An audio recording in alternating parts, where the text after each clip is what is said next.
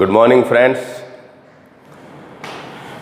આજે આપણે બેઇઝના આયનીકરણ અચળાંકને લગતા એક ઉદાહરણને સોલ્વ કરવાનો પ્રયત્ન કરીશું.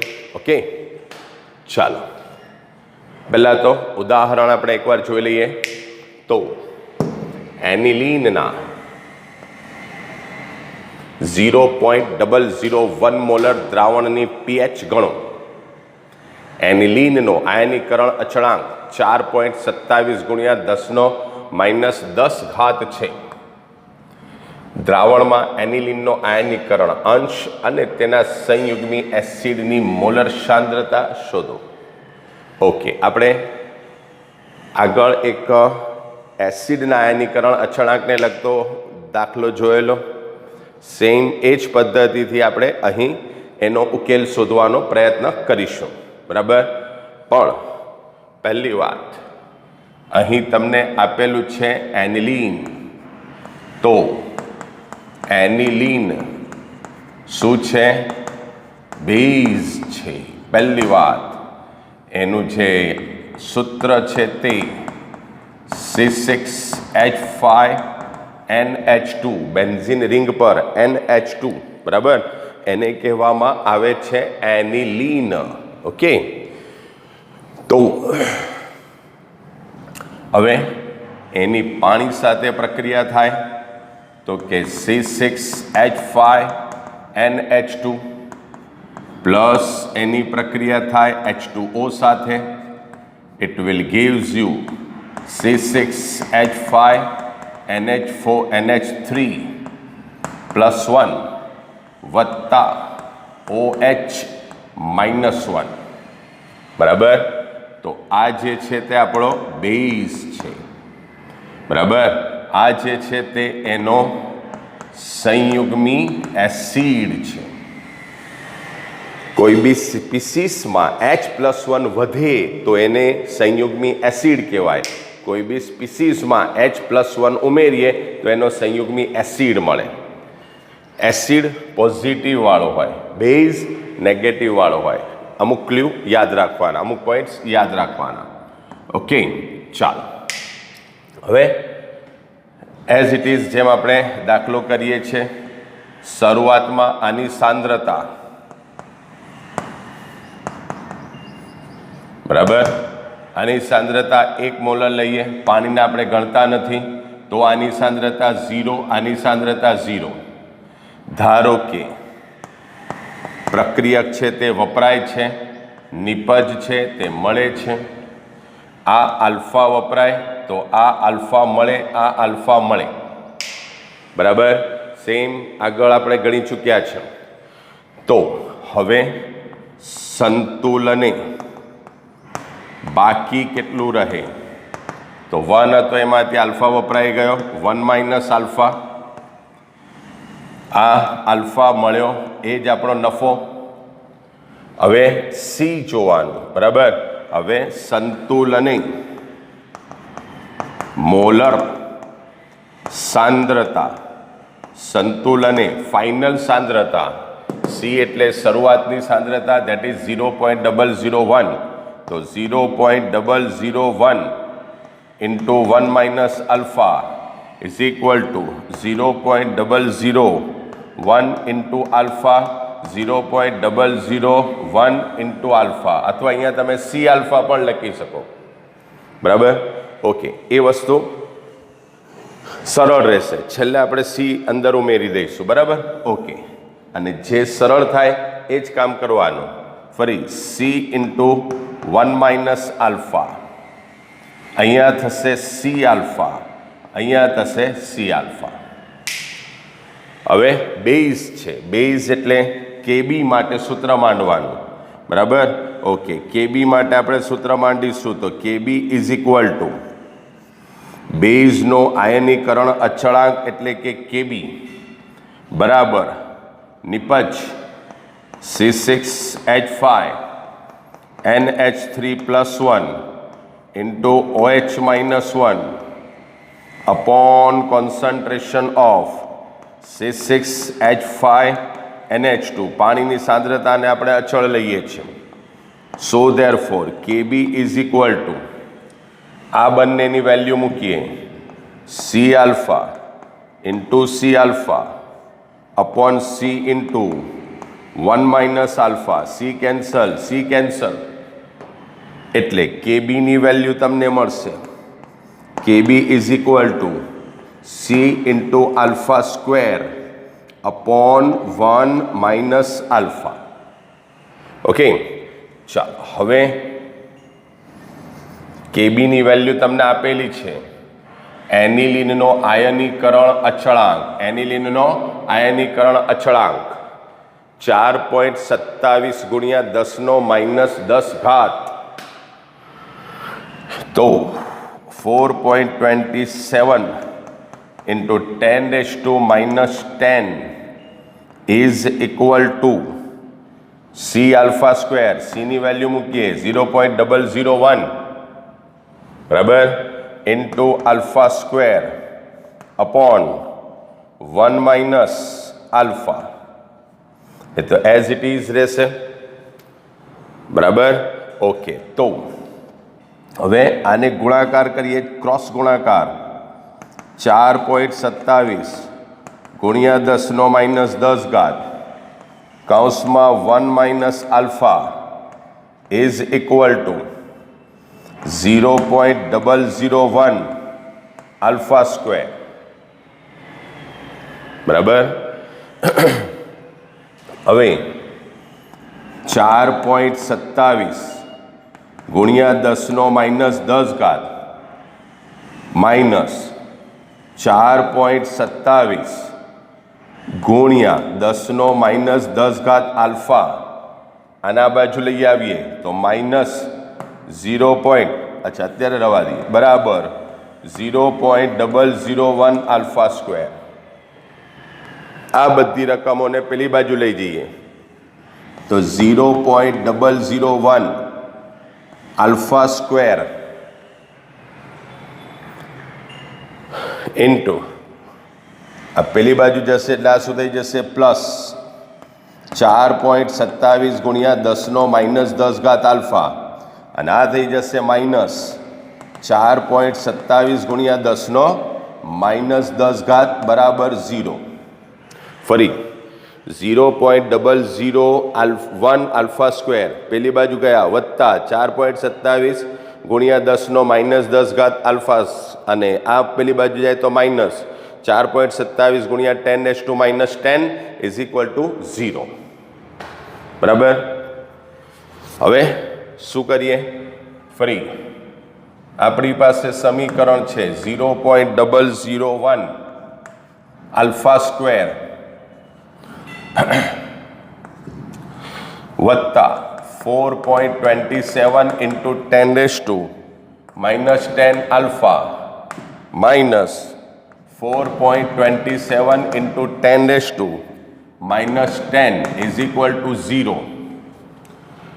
એક પદ્ધતિ છે બધાને 0.01 વડે ભાગી કાઢીએ ભાગ્યા 0.001 ભાગ્યા 0.001 ભાગ્યા 0.001 અને આ બાજુ નિત્ય સમ છે એટલે લખવાની જરૂર નથી. હવે 0.001 એટલે 10⁻³ થાય ને એટલે આ તો આલ્ફા સ્ક્વેર થઈ જશે તમારું. આલ્ફા સ્ક્વેર વત્તા 4.27 ગુણ્યા 10નો કેટલો ઘાત થઈ જશે આ -3 10⁻² શું થશે -3 ઉપર જાય તો +3 એટલે 10⁻7 માઇનસ આ પણ 1 2 3 ઉપર જાય તો 4.27 ગુણ્યા 10⁻7 ઇઝ ઇક્વલ ટુ 0 બરાબર. હવે આપણી પાસે સૂત્ર છે શું શોધવા માટેનું આલ્ફા શોધવા માટેનું કે આલ્ફા બરાબર -b plus or minus square રૂટમાં b² minus 4ac upon 2a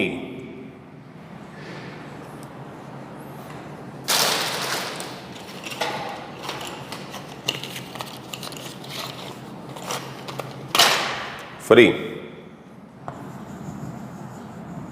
alpha શોધવા માટેનું આપણી પાસે સમીકરણ અથવા તો equation alpha is equal to -b plus or minus b² - 4ac square રૂટમાં અપોન 2a. ઓકે, ચાલો તો આ બધી વેલ્યુ આપણે સમીકરણમાં મૂકીએ. માટે આલ્ફા બરાબર -b એટલે -4.27 ઇન્ટુ 10⁻³ - 7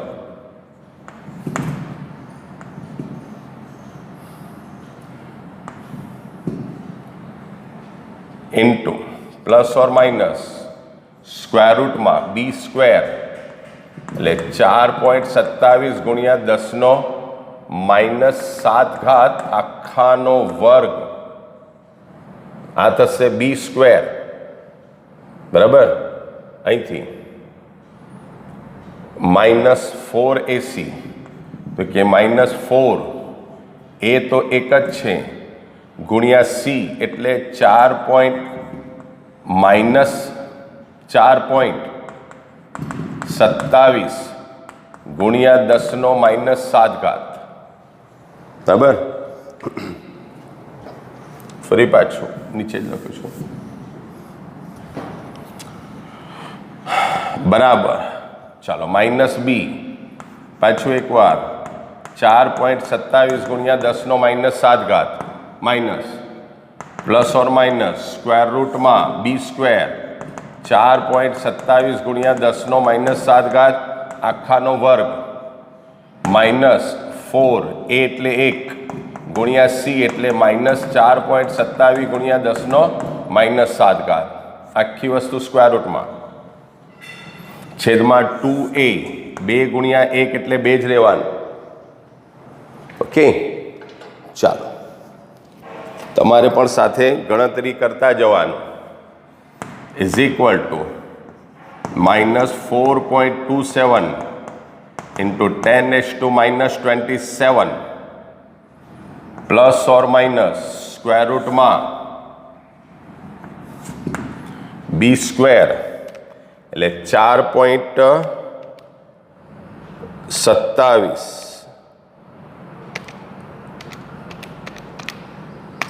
એનો વર્ગ 18.23 ગુણ્યા 10⁻14 14 માઇનસ પ્લસ 4 ગુણ્યા 4.27 4 ગુણ્યા 4.27 બરાબર 17.08 ગુણ્યા 10⁻⁷ છેદમાં 2 4.27 આખાનો વર્ગ ગુણ્યા 10⁻14 વત્તા 7.08 ઇન્ટુ 10⁻⁷. ઓકે, ચાલો હવે -4.27 ગુણ્યા 10⁻⁷ વત્તા ઓછા સ્ક્વેર રૂટમાં b²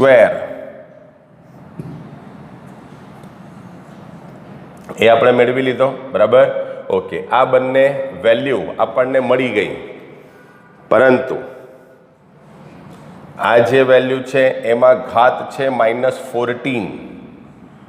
આ જે વેલ્યુ છે એની અંદર ઘાત છે -7. બરાબર. તો એ પ્રમાણે તમારે શું કરવું પડે? કોઈ બી એક ઘાતને શું કરવા પડે? સમાન કરવા પડે. બરાબર. અથવા તો આ જે વેલ્યુ છે એને એકદમ સરળ સ્વરૂપમાં ફેરવી દો. એ એક એનો બીજો રસ્તો.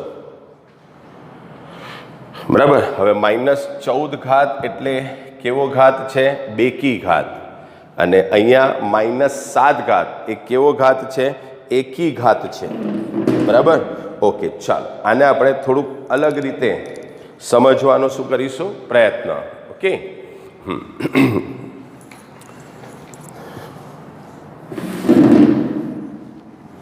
દાખલા તરીકે આપણી પાસે આવી બે રકમ છે.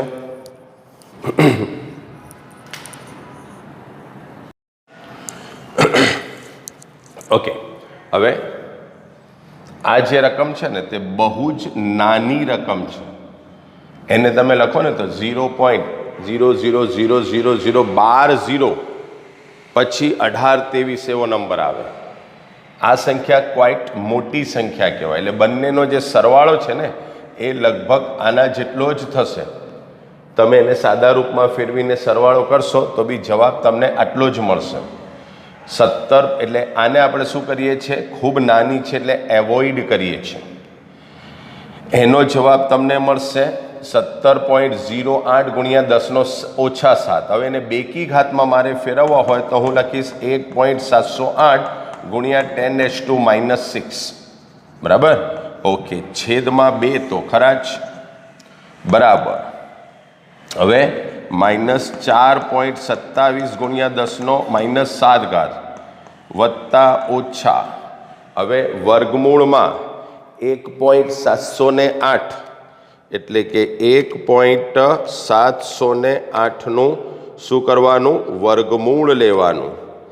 એ થશે તમારું 1.30 ઇન્ટુ 10⁻³ ડિવાઇડેડ બાય 2 ભાગ્યા 2. બરાબર. હવે પાછી એ જ વાત, એકવાર સરવાળો એકવાર બાદબાકી. બરાબર? ઓકે, હવે આ જે રકમ છે તે કેવી છે, મોટી છે. આ જે રકમ છે તે કેવી છે, નાની છે. બરાબર? ફરી પાછી એ જ વસ્તુ આવશે. હવે નાની અને મોટી રકમની જો વાત કરીએ તો દાખલા તરીકે આને આપણે પહેલાં પ્લસ તરીકે મોટે ભાગે લઈએ છીએ. તો 1.30 ઇન્ટુ 10⁻³ એની વેલ્યુ થાય 0.00130. આ એની વેલ્યુ થાય. બરાબર? ફરી 0.12130 આ એનો જવાબ થાય. હવે આ તો તમારે માઇનસ જ કરવાનું છે. બરાબર? એટલે આની વેલ્યુ કેટલી છે, 10⁻⁻7 એટલે -0.12345 અને 427. એ બે રકમની તમારે બાદબાકી કરવાની. બરાબર? -7 છે એટલે પાછળ જવાનું 7 સ્થાન, એટલે 1 2 3 4 5 6 અને આ 1 4. બરાબર? 1 2 3 4 5 6 અને 7 પાછળ 2 7 તો છે જ. હવે આ બે રકમની બાદબાકી આપણે કરીએ તો 0.00130 માઇનસ 0.6027. બરાબર? એ થશે તમારું 0.0012 0.01299,573. બરાબર? 0.001299573 ડિવાઇડેડ બાય પાછા 2 એટલે ભાગ્યા 2. બરાબર? એ થશે 0.00064 0.0000649. બરાબર? તો એને આપણે લખીશું આલ્ફા બરાબર 6.4 ઇન્ટુ 10⁻². આ જોજો પોઈન્ટ અહીંયા છે, 1 સ્થાન 2 સ્થાન 3 સ્થાન 4 સ્થાન એટલે કે -4. આ વેલ્યુ મળી કોની, આલ્ફાની. Alpha is equal to 6.4 into 10⁻⁻4. Okay, ચાલો હવે આપણે શોધવાની છે પીએચ. શું શોધવાની છે, પીએચ. બરાબર? પણ આ તો બેઝ છે. તમને પહેલાં મળશે પીઓએચ. શું મળશે, પીઓએચ. બેઝ છે એટલે પહેલાં શું શોધવું પડે, તમારે પીઓએચ શોધવું પડે. તો પીઓએચનું સૂત્ર આપણને ખબર છે, pOH is equal two minus log concentration of OH-1. POH બરાબર શું થાય, minus log concentration of OH-1 થશે. હવે OH-1 ની સાંદ્રતા એટલે C આલ્ફા, બરાબર. હવે કોન્સન્ટ્રેશન ઓફ, ફરી પાછો અહીંયા જોઈ લઈએ, કોન્સન્ટ્રેશન ઓફ OH-1 બરાબર C ઇન્ટુ આલ્ફા. C એટલે પાછું 0.001 મોલર, બરાબર, ઇન્ટુ અત્યારે શોધ્યું 6.4 ગુણ્યા 10⁻⁴, બરાબર 1 ગુણ્યા 10⁻³ ગુણ્યા 6.4 ગુણ્યા 10⁻⁴. ઓકે, તો એનો ગુણાકાર થશે 6.4, કેટલો થશે 6.4 ઇન્ટુ 10⁻², ગુણાકાર એટલે ઘાતનો સરવાળો, -4 ને -3 કેટલા થશે -7, બરાબર. તો હવે POH બરાબર -log 6.4 ઇન્ટુ 10⁻⁷,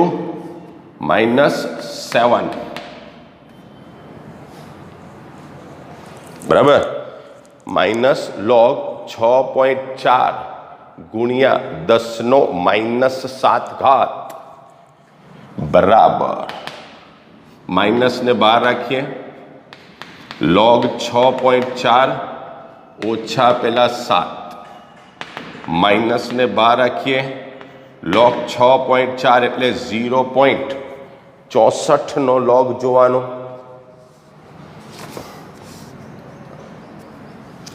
એ થશે 80/62, કોનો log 64 નો, -7. હવે માઇનસ કૌંસમાં એની બાદબાકી તમારે કરવાની, બરાબર. તો કે 7 માઇનસ 0.8062 ઇઝ ઇક્વલ ટુ 6.1938. આ માઇનસમાં આવશે જવાબ, કારણ કે -7 છે ને, મોટી સંખ્યાની નિશાની, માઇનસ માઇનસ શું થઈ જશે પ્લસ. 6.19 જેટલું આપણે લઈએ. POH ની વેલ્યુ 6.19, કોની વેલ્યુ POH. POH ની વેલ્યુ 6.19, તો pH બરાબર 14 માઇનસ POH બરાબર 14 ઓછા 6.19 બરાબર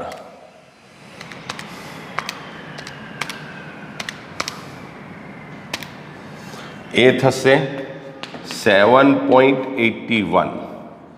એની pH થશે 7.81. 7થી વધારે છે, 7થી વધારે હોય તો બેઝ, અને એનિલિન જે છે તે શું છે બેઝ છે, બરાબર. ઓકે, આ જે પોર્શન છે તે સૌથી અગત્યનું, બરાબર. એ કામ કોનું છે મેથેમેટિક્સનું છે, ગણિતનું છે, બરાબર. ઓકે, મારું કામ સાંદ્રતા સુધીનું છે, એટલે આ જે કાર્ય તમે કરો ને તો બહુ ધીરજથી, બહુ શાંતિથી કરજો. એક પાનામાં નહીં થશે, બરાબર. જેટલા બને તેટલા હજુ તમે પદ શાંતિથી એક પછી એક લખતા જશો તો તમને રિયલ આન્સર મળશે. ખ્યાલ આવ્યો? ઓકે, આ મળ્યો pH ઇઝ ઇક્વલ ટુ 7.81. હવે તેના સંયુગ્મ એસિડની મોલર સાંદ્રતા એટલે કે શું શોધવાનું છે C આલ્ફા.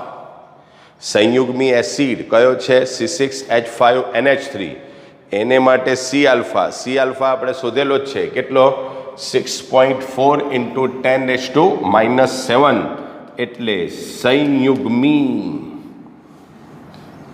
એસિડની, કોની સંયુગ્મી એસિડની મોલર સાંદ્રતા બરાબર 6.4 ગુણ્યા 10⁻⁷, બરાબર. જે C આલ્ફા જેટલી જ છે, જે આપણે મૂલ્ય ઓલરેડી શોધેલું છે, એટલે પાછું શોધવાનું નહીં, C આલ્ફા જે છે તે લખી દેવાનું, બરાબર. ચાલો, તો આ પ્રમાણે આન્સર મળશે તમને. ઓકે, થોડોક લેન્ધી એક્ઝામ્પલ છે, પણ મેં કહ્યું તેમ બરાબર તમે કાળજી રાખીને ગણતરી કરશો તો થશે જ. ઓકે, ચાલો, ઓલ ધ બેસ્ટ.